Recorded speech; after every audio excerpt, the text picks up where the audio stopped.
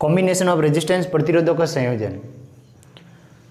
प्रतिरोधों का संयोजन दो प्रकार का होता है, एक आएगा श्रेणी क्रम संयोजन, एक आएगा समांतर क्रम संयोजन। ठीक है, तो पहले मैं बता रहा हूँ श्रेणी क्रम यानी series combination of resistance. There are two type of combination of resistance, series combination of resistance and parallel combination of resistance. प्रतिरोधों का श्रेणी क्रम संयोजन और प्रतिरोधों का समांतर क्रम संयोजन। पहले अपन पढ़ेंगे सीरीज कॉम्बिनेशन, श्रेणी क्रम संयोजन।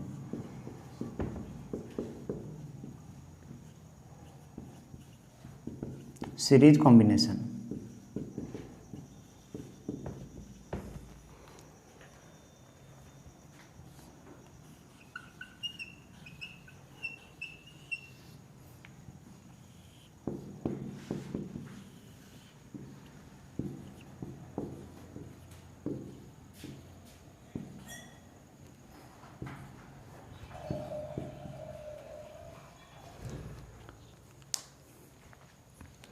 यहाँ पर ये रेजिस्टेंस R1 है, रेजिस्टेंस R2 है, रेजिस्टेंस R3 है, इसको V वोल्ट की बैटरी के साथ कनेक्ट किया गया है। ये जो कॉम्बिनेशन है सीरीज कॉम्बिनेशन है। इस सीरीज कॉम्बिनेशन के अंदर क्या होता है, करंट हमेशा सेम होती है, वोल्टेज अलग अलग होता है, करंट हमेशा सेम होगी। करंट सेम का मतलब अगर ये I करंट फ्लो हो रही है तो इसमें भी करंट I फ्लो होगी, इसमें भी करंट I फ्लो होगी, इसमें भी करंट I फ्लो होगी, यानी करंट सेम होगी लेकिन पोटेंशियल डिफरेंट होगा। इसमें पोटेंशियल V1 होगा, इसमें पोटेंशियल V2 होगा, इसमें पोटेंशियल V3 होगा। तो इसकी डेफिनेशन भी इसी बेसिस पे देंगे अपन, जो डेफिनेशन है वो इस जो मैंने समझा रहा हूँ इसी बेसिस पे देंगे। ध्यान रखना, ये जो मैंने सीरीज कॉम्बिनेशन दिया इसमें करंट की वैल्यू सेम होगी, पोटेंशियल डिफरेंट होगा। ठीक है, तो इसी बेसिस पे अपन इसके अंदर डेफिनेशन देंगे। तो इस डेफिनेशन के अंदर क्या लिखेंगे, यानी रेजिस्टेंसों का ऐसा कॉम्बिनेशन जिसमें करंट सेम हो, पोटेंशियल डिफरेंस हो, उसको अपन क्या कहेंगे, सीरीज कॉम्बिनेशन। रेजिस्टेंस का ऐसा कॉम्बिनेशन जिसमें करंट सेम हो लेकिन पोटेंशियल डिफरेंट हो, उसको अपन क्या कहेंगे, सीरीज कॉम्बिनेशन ऑफ रेजिस्टेंस। यानी डेफिनेशन में अपन क्या लिखेंगे, combination of two or more than two resistance in which current is same but potential is different is known as series combination of resistance. समझिए ना, हिंदी में इनको कहते हैं दो या दो से अधिक प्रतिरोधों का ऐसा संयोजन जिसमें धारा का मान समान हो लेकिन विभव का मान अलग अलग हो, उसको श्रेणीक्रम संयोजन कहते हैं। ध्यान रखना, हिंदी के अंदर इसको क्या बोलेंगे, रेजिस्टेंस को प्रतिरोध कहते हैं, दो या दो से अधिक प्रतिरोधों का ऐसा संयोजन जिसमें विभव अलग अलग हो लेकिन धारा का मान समान हो, उसको अपन क्या कहेंगे, श्रेणीक्रम संयोजन। अब जो चीज़ अलग अलग है उसको जोड़ देंगे तो यहाँ जो टोटल पोटेंशियल होगा V वो होगा V1 plus V2 plus V3। अब ओम्स लॉ के अकॉर्डिंग, अब इसके लिए ओम्स लॉ क्या कहता है, V equals to IR। Ohms law के अकॉर्डिंग V इक्वल्स टू क्या होता है, IR। तो मैं पर्टिकुलर इसके लिए अगर ओम्स लॉ लगाऊं इस रेजिस्टेंस के लिए तो V1 इक्वल्स टू हो जाएगा IR1। इसके लिए अगर ओम्स लॉ लगाऊं तो V2 इक्वल्स टू हो जाएगा IR2। इसके लिए ओम्स लॉ लगाएंगे तो क्या आ जाएगा, V इक्वल्स टू IR1। इसके लिए ओम्स लॉ लगाएंगे तो V2 इक्वल्स टू हो जाएगा IR2। और इसके लिए अगर मैं ओम्स लॉ लगाऊं तो यहाँ हो जाएगा V3 इक्वल्स टू IR3। ठीक है, अब यही वैल्यू अपन यहाँ रख देंगे V1 plus V2 plus V3 की जगह। तो यहाँ क्या आ जाएगा, V equals to IR1 plus IR2 plus IR3। अब इनमें से I कॉमन ले लेंगे, इसमें से I क्या ले लेंगे, कॉमन। तो पीछे क्या बचेगा, R1 plus R2 plus R3। इनमें रेजिस्टेंस के अंदर क्या आ जाएगा, तो यहाँ से मैंने I कॉमन ले लिया था, R1 plus R2 plus R3। तो यहाँ पर अब I आ जाएगा नीचे V upon I equals to R1 plus R2 plus R3। तो V upon I ohms law के अकॉर्डिंग इधर देखना फॉर्मूला है V इक्वल्स टू IR, तो V अपॉन I किसके इक्वल आ जाएगा, R के इक्वल। यानी R इक्वलेंट यहाँ क्या आ जाएगा सीरीज कॉम्बिनेशन के लिए, R1 plus R2 plus R3। ये इक्वलेंट रेजिस्टेंस का फॉर्मूला आ जाएगा किसके लिए, सीरीज कॉम्बिनेशन ऑफ रेजिस्टेंस के लिए।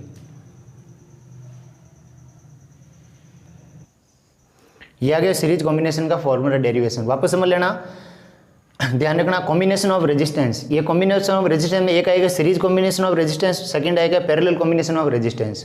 यानी एक तो आएगा श्रेणीक्रम संयोजन, एक आएगा समांतर क्रम संयोजन। तो सीरीज कॉम्बिनेशन के अंदर क्या होता है, करंट सेम होती है, पोटेंशियल डिफरेंट होता है। तो इसकी डेफिनेशन में अपन क्या लिखेंगे, the combination of resistance in which current is same but potential is different is known as series combination of resistance. जो मैंने बोला वो डेफिनेशन लिख लेना। अब यहाँ पर पोटेंशियल डिफरेंट है V1, V2, V3, इसके लिए करंट I।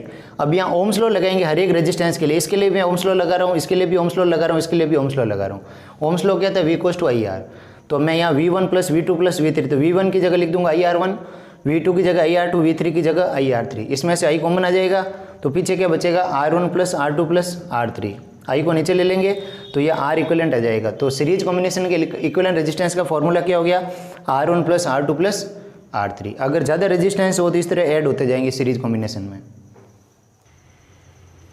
अगर सारे रेजिस्टेंस इक्वल हो, सारे रेजिस्टेंस इक्वल का मतलब क्या हुआ? R1, R2, R3, इसकी वैल्यू R हो, सारे रेजिस्टेंस अगर इक्वल हो,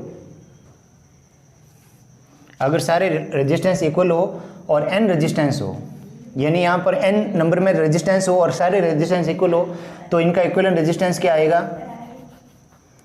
इनका इक्विवेलेंट रेजिस्टेंस आएगा R = NR।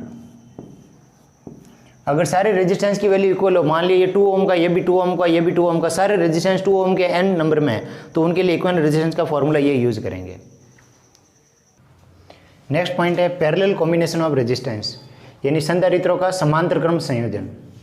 इनमें देखना, अगर रेजिस्टेंस को पैरेलल में कनेक्ट करेंगे तो उनका पोटेंशियल इक्वल रहेगा और करंट डिफरेंट होगी। ध्यान रखना, ये मैंने 3 रेजिस्टेंस कनेक्ट किए हैं, R1, R2 एंड R3। तो पैरेलल कॉम्बिनेशन ऑफ रेजिस्टेंस में क्या होगा? सभी रेजिस्टेंस का पोटेंशियल इक्वल होगा लेकिन करंट डिफरेंट होगी। अगर ये 20 वोल्ट का है तो यहाँ पे भी 20 वोल्ट आएगा, यहाँ पे भी 20 वोल्ट आएगा, यहाँ पे भी 20 वोल्ट आएगा, लेकिन करंट क्या होगी? डिफरेंट होगी। तो डेफिनेशन भी इसी प्रॉपर्टी के बेसिस पे देंगे। तो क्या इसकी डेफिनेशन क्या देंगे? The combination of resistance in which potential is same but current is different is known as parallel combination of resistance. The combination of resistance in which potential of each resistance is same but current of each resistance is different is known as parallel combination of resistance. यानी ऐसे resistance हो, ऐसे combination में हर एक resistance का potential same हो लेकिन current different हो, उसका क्या कहलाता है? Parallel combination of resistance. अगर यहाँ पे V वोल्ट है तो यहाँ इसका भी V वोल्ट आएगा, इसका भी V आएगा, इसका भी V आएगा। अब अपन क्या करेंगे? हर एक रेजिस्टेंस के लिए ओम्स लॉ लगाएंगे। जैसे मैं इसके लिए ओम्स लॉ लगाऊँ, V = IR से क्या आएगा? देखो, V = IR, पोटेंशियल है V, करंट है I1, रेजिस्टेंस है R1, तो यहाँ से I1 की वैल्यू क्या आ जाएगी? V/R1।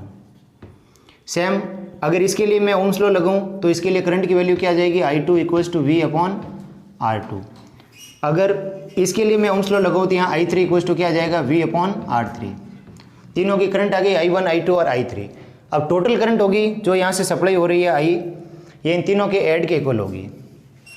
I = I1 + I2 + I3।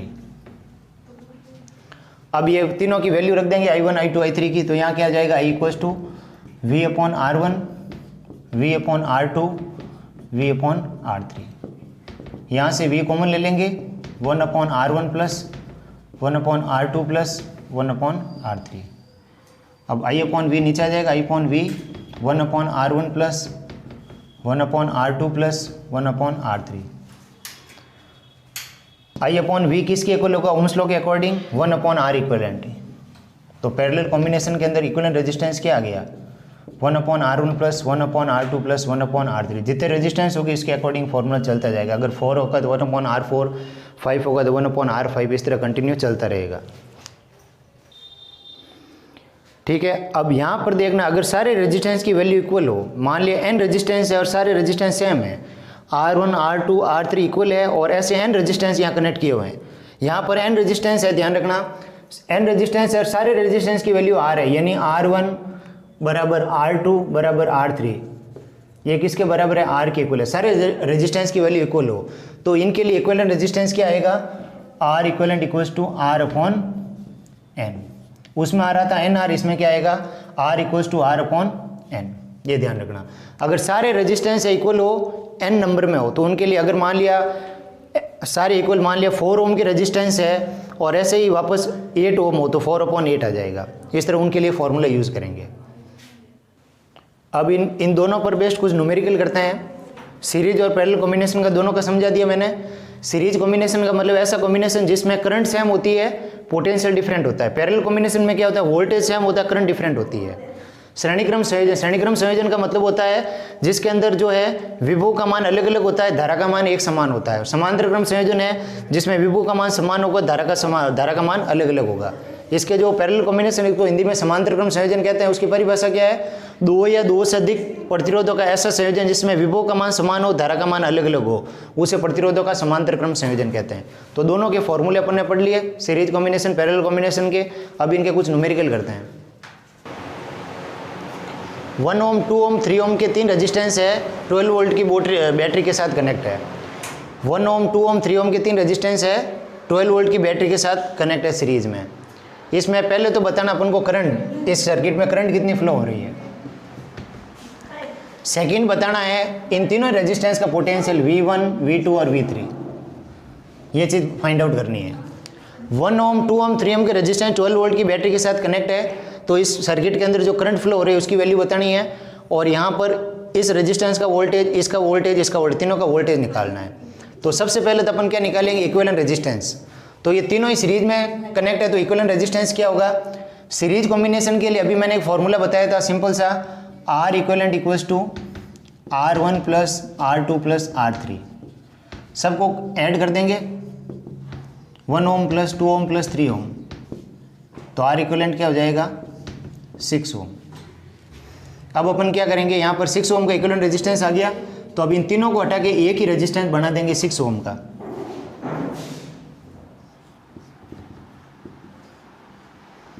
ये 6 ओम का रेजिस्टेंस है, 12 वोल्ट की बैटरी है। ध्यान रखना, ये सीरीज में कनेक्ट है, तो सीरीज में टोटल कितना हुआ? 6 ओम हुआ इक्विवेलेंट रेजिस्टेंस। तो इन तीनों को हटा करके एक ही रेजिस्टेंस लगा रहा हूँ यहाँ 6 ओम का। बैटरी कितने की? 12 वोल्टेज की है। तो ओम्स लॉ के अकॉर्डिंग इसमें करंट कितना फ्लो होगा? अब मैं यहाँ फॉर्मूला लगाऊंगा V इक्वल्स टू IR वाला, तो V इक्वल्स टू IR। तो वोल्टेज कितना है? 12। करंट फाइंड आउट करनी है, रेजिस्टेंस कितना है? 6। तो यहाँ से I इक्वल्स टू क्या आ जाएगा? 12/6, तो करंट आ जाएगी 2 एम्पियर। यानी इस सर्किट में करंट का कितना फ्लो हो रहा है? 2 एम्पियर का। 2 एम्पियर करंट का फ्लो। और इसका मतलब, अब मैं ऊपर वाले डायग्राम में देख रहा हूँ, यहाँ पे भी 2 एम्पियर ही होगा। सर्किट तो सेम ही है ना, केवल इक्विवेलेंट रेजिस्टेंस इनकी जगह ये लिखा है। यहाँ पे भी 2 एम्पियर है। अब देखना, सीरीज कॉम्बिनेशन में हमेशा करंट सेम फ्लो होती है। जो करंट सीरीज कॉम्बिनेशन, हर एक रेजिस्टेंस या करंट 2 एम्पियर ही फ्लो होगी। सीरीज कॉम्बिनेशन डेफिनेशन ये है कि उसमें करंट की वैल्यू इक्वल होती है। अगर ये 2 एम्पियर है तो यहाँ पे भी इसकी वैल्यू 2 एम्पियर होगी, यहाँ पे भी 2 एम्पियर होगी, यहाँ पे भी 2 एम्पियर होगी।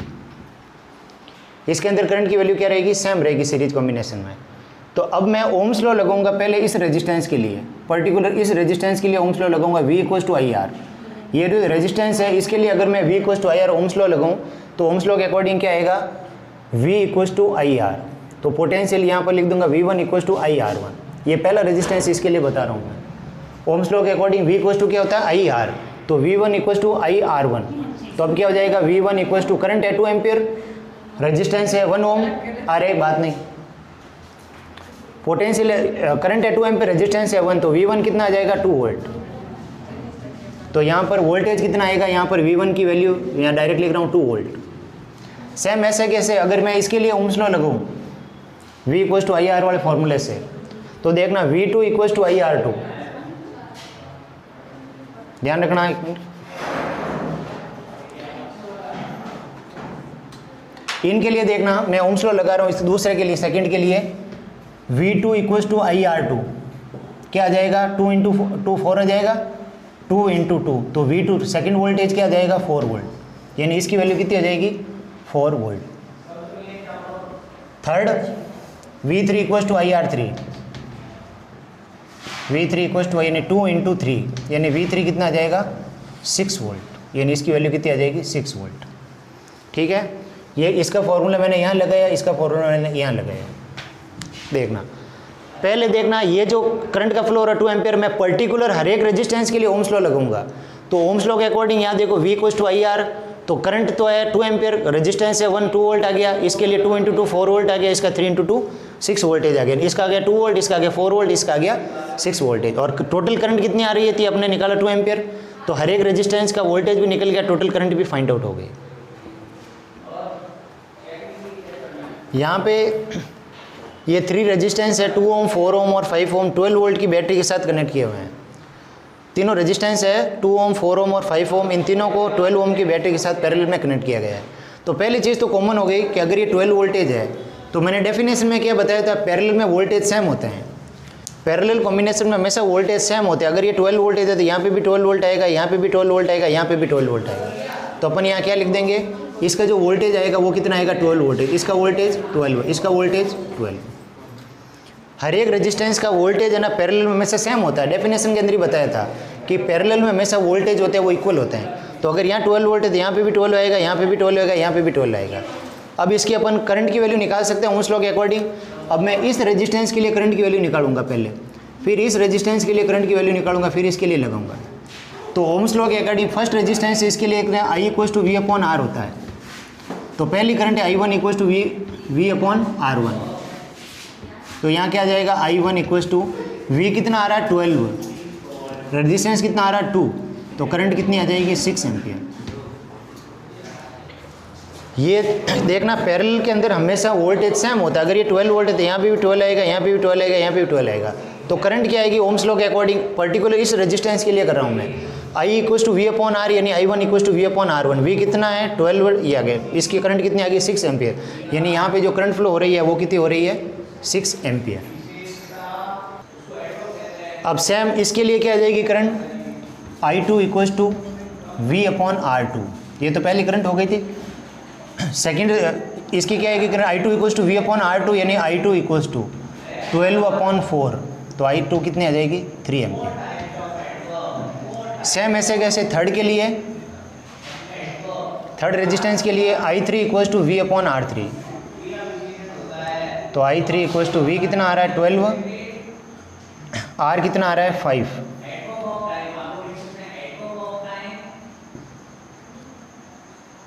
तो कितनी आ जाएगी I3 = 2.4 एम्पियर।